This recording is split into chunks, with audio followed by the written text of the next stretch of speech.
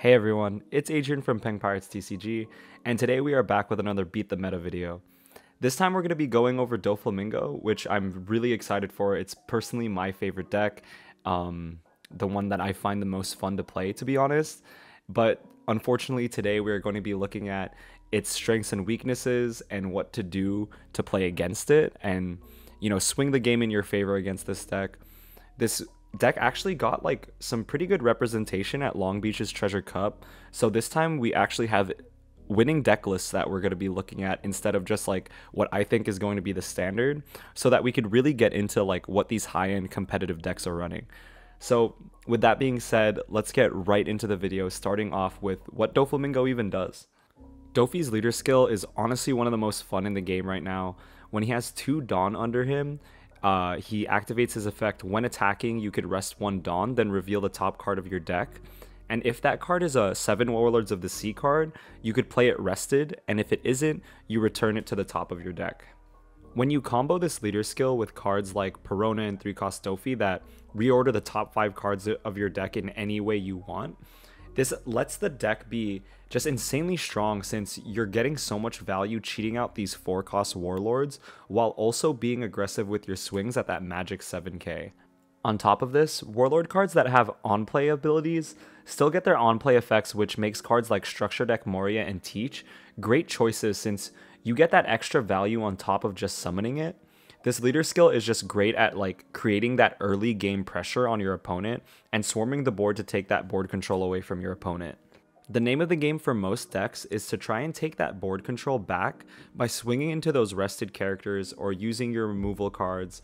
Green and purple will usually want to take the board control route, but for like a deck like red, it's actually more useful if you try to be more aggressive and try to be the more aggressive deck, since you're going to run out of steam way quicker, because Doflamingo players can play from their deck, right? They don't necessarily need to commit cards out of their hand to deal with your threats. So let's say they have a rested character and you use one of your characters to swing into it. That means on the crackback, that Dofi player can attach 2 onto their leader, swing into your character at 7k, rest 1 Dawn, and then get a character out, and they've swung and put pressure on your character. You have made no progress with their life, so you're going to really want to use those rush characters or stack that Dawn when they don't have any blockers, and then end the game with things like Diombo Jambe, with things like 5-cost Luffy, just because blue has like this amazing plethora of good blockers that are going to be used throughout the game. So let's get right into some strengths you're going to want to look out for and how we could potentially play around them to swing the game in your favor. Now, as I said before, this deck has some amazing pressure and board swarm, since you're cheating out these 4-cost Warlords for less than their worth, right? It's a 3 Dawn play, but it's actually a little bit less than that because, you're attaching 2 Dawn to swing with your leader. And you want to address these threats or you'll just get ran over throughout the game. So there's really no fancy way to counterplay this tactic. You just have to, swing into these characters while they're rested. You have to force that Dofi player to make the choice of whether they want to give up card advantage or board advantage. And especially if they don't have blockers, right? That is the perfect time to address their board. So make sure you are kind of playing the board control game and kind of staving off their aggression in some way. With red, this could be a very dangerous game. I think Luffy will have a way easier time getting that board control while being aggressive against Dofi.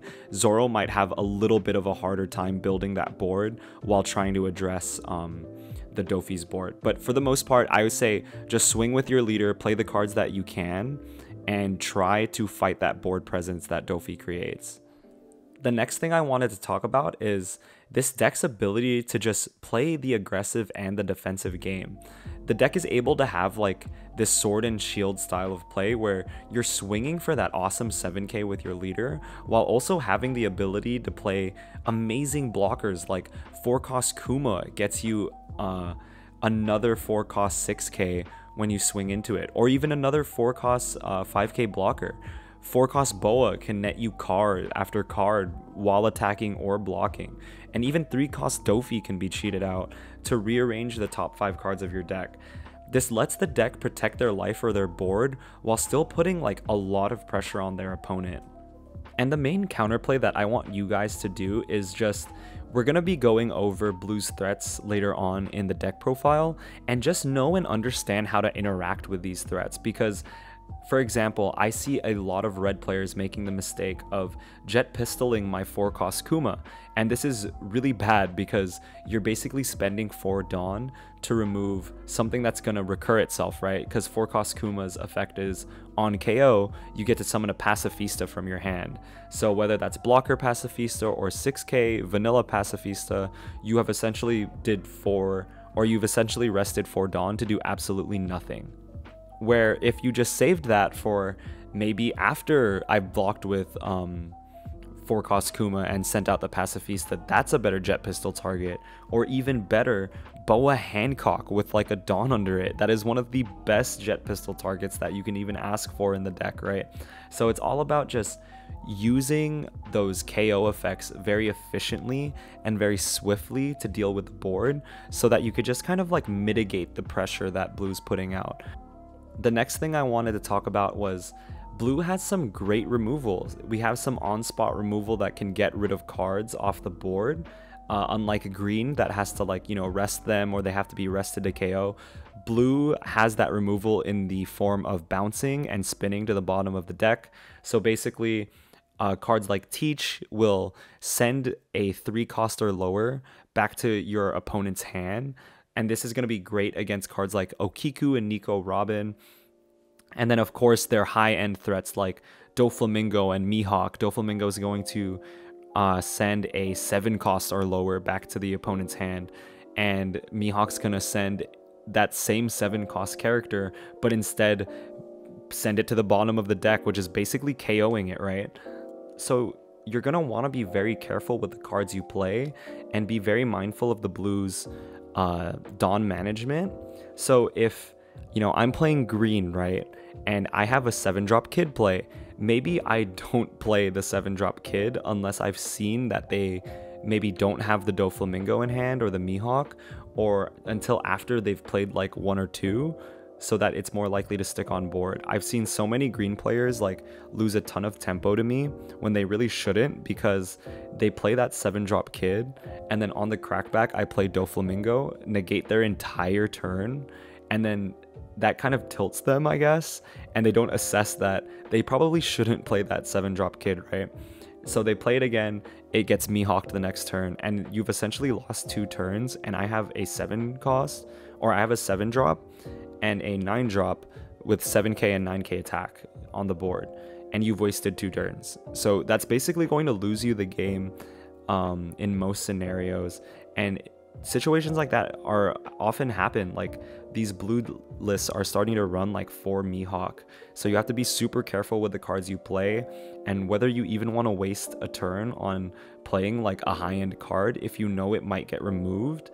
Because the name of the game for Blue, especially against Green, is to just bait Green into playing those high commit cards that don't do anything unless you know, until they've spent like at least a turn on the board, and then slowing down their game so that by the time that 8-drop Kid comes around, they're just gonna full swing into it with a bunch of beat sticks.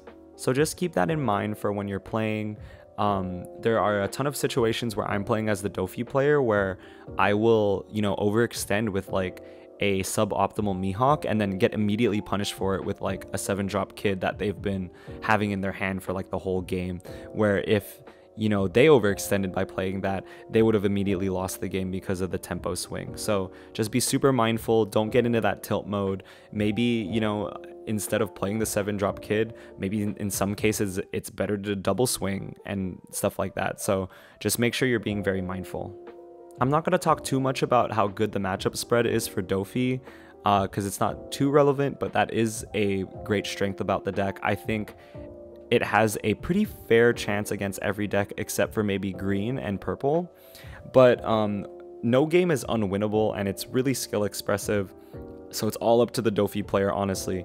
But another thing I wanted to talk about is just Kind of putting it all together, you have this deck that's able to be aggressive and also be just great at control because of all the utility and all the removal it has. Love Beam is great for drawing cards. Overheat will bounce characters back to your opponent's hand. So just be mindful that, you know, once you get through that aggression, there's still that control game to worry about.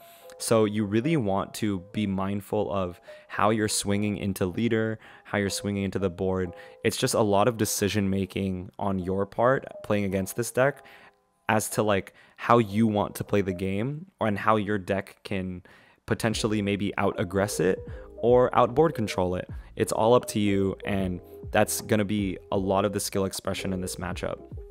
So let's get into some weaknesses that you could potentially exploit or look out for. Starting off with, its removal is great, but because it's just bouncing or adding it back to your opponent's hand, a lot of the removal actually just delays the threats, and the effects that just bounce back to the hand actually make this deck pretty weak to like on-play effects and rush, because, you know, obviously like if you play something like a 6-cost king and then pop one of the 4 costs, bouncing back that 6-cost king, it's not really the best play to do, right? Because on the crackback, they just play 6-cost king again, pop another one of your 4 costs that you inevitably have because you're playing Dofi.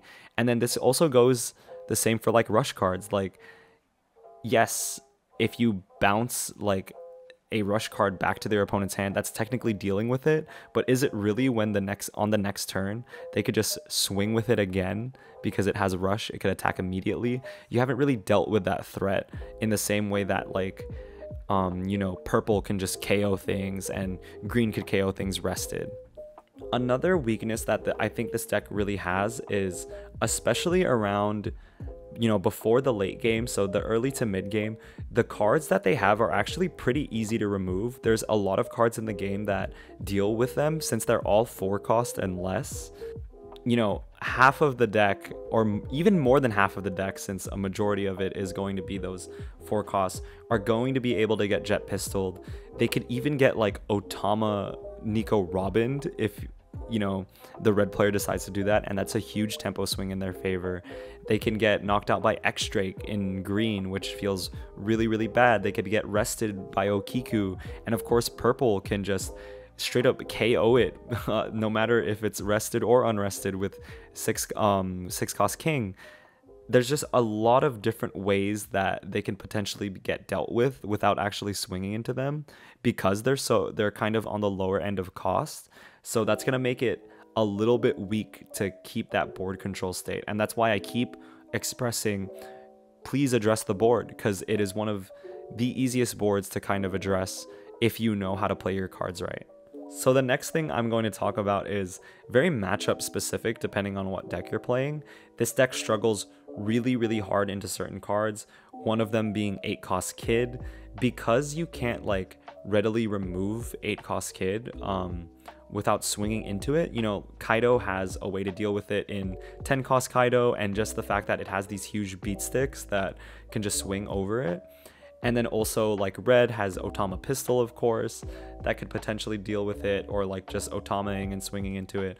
Blue doesn't really have that, and a lot of the removal is just those bounces, and 8-cost Kid is of course an 8-cost, so it's outside of that range that you can Mihawk it or Doflamingo it. So what ends up happening is that the blue player has to prepare like turns in advance to anticipate your 8-cost Kid play, and most of the time once that card is out, if you have a sizable hand you haven't been countering earlier on in the game, you're gonna have a sizable hand just to sit on this 8-cost Kid and win the game.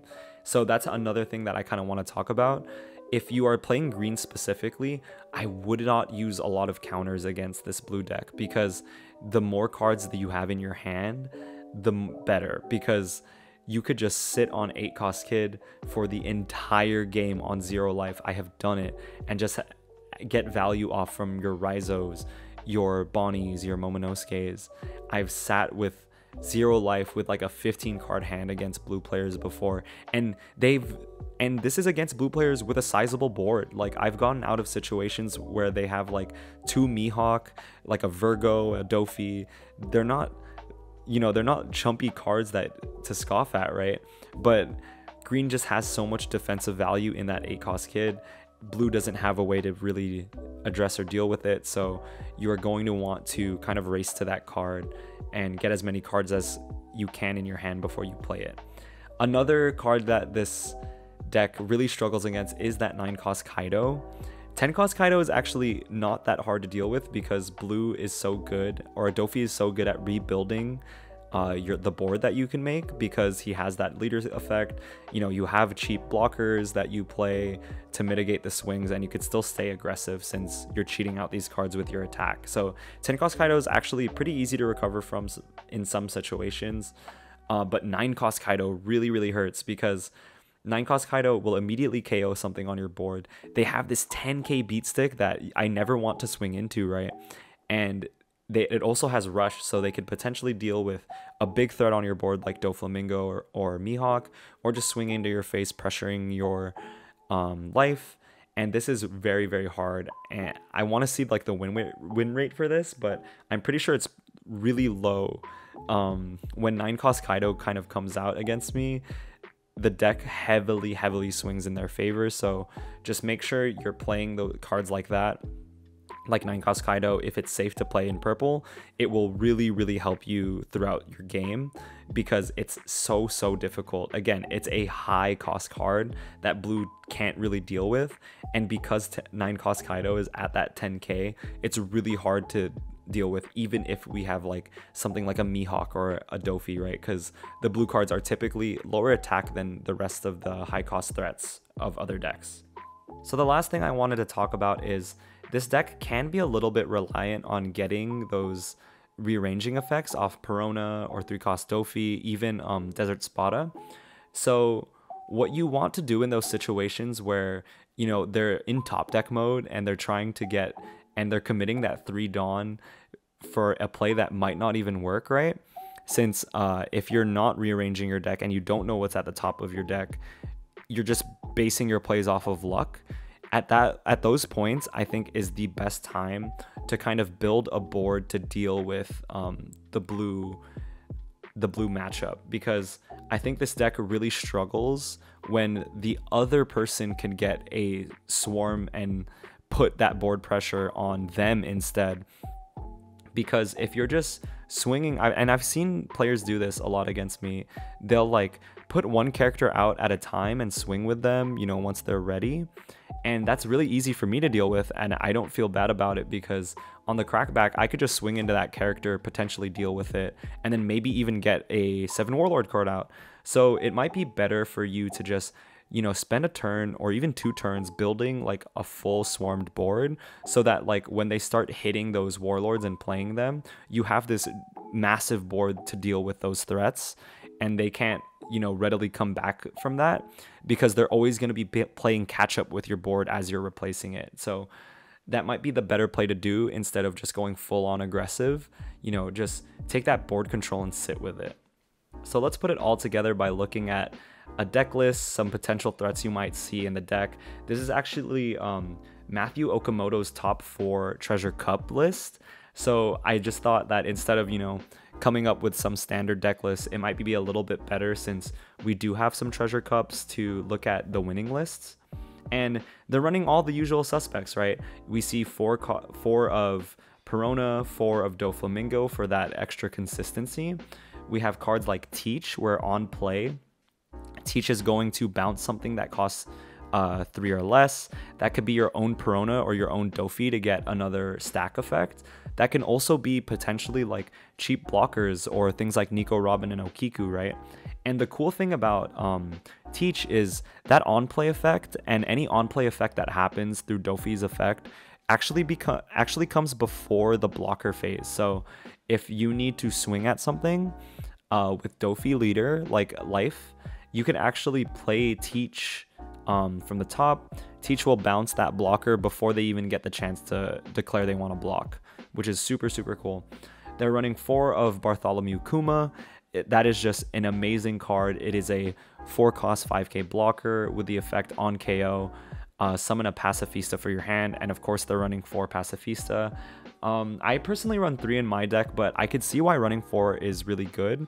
Into decks like green and red, you get that added board pressure and just like really like that added annoyance with just having these cards recur each other. And of course against Kaido, it's really good into the 10 cost play. So since if you have like Akuma on board and they wipe your entire board, you're actually left with a 6k Pacifista. So if they're at a low life pool, that could be really uncomfortable for them to deal with, right? Because now they have a 6 cost that they have to deal with. Of course, the 4 Boa, that's just for draw. When she attacks or when she blocks, if she has a Dawn under her, she's going to draw you a card if you have 5 or less in your hand. Great for recovering resources. We have Gecko Moria to recover resources from your trash. He's going to get any 4 Warlords of the Sea card that you see on screen. He can also get Perona since she's a Thriller Bark pirate. Dracula Mihawk, of course, for the 2k counter. And then that cool Dawn effect to shape your hand. You draw 2, discard 2. Really cool for shaping your hand sometimes. Sometimes you just have dead cards that you can't really use and you want to see more cards from your deck. Of course, 4 Pacifista. And something cool I like to see is, yes, I do agree with like 5 cost Virgo. It took a while for me to come around and like this card, but I think it's great for green. It gives you that added attacker that could potentially threaten another swing onto the 8 cost kid. And it does it really early at turn 5, right? Or not turn 5, sorry, 5 Dawn. So you could do this on turn 3. We have the 7 cost Doflamingo, of course. This is mainly for that 7-drop kid.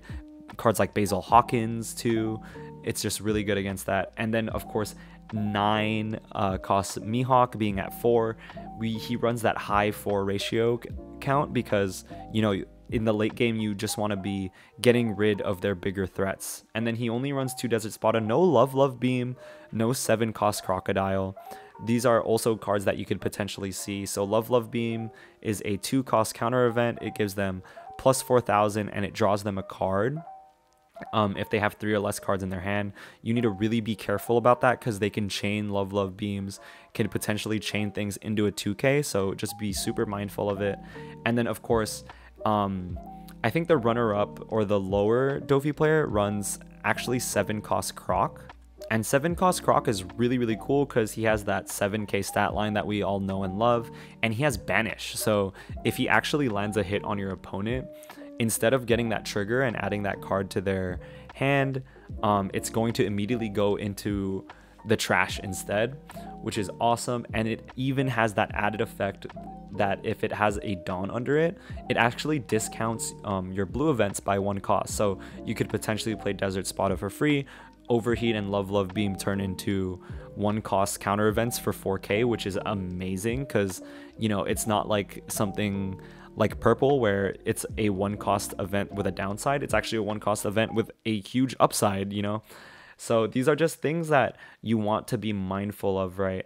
The main threats that you're going to want to worry about when they're on board is, of course, Boa Hancock, the Pacifista, and Virgo, you know, the cards with the high attacks.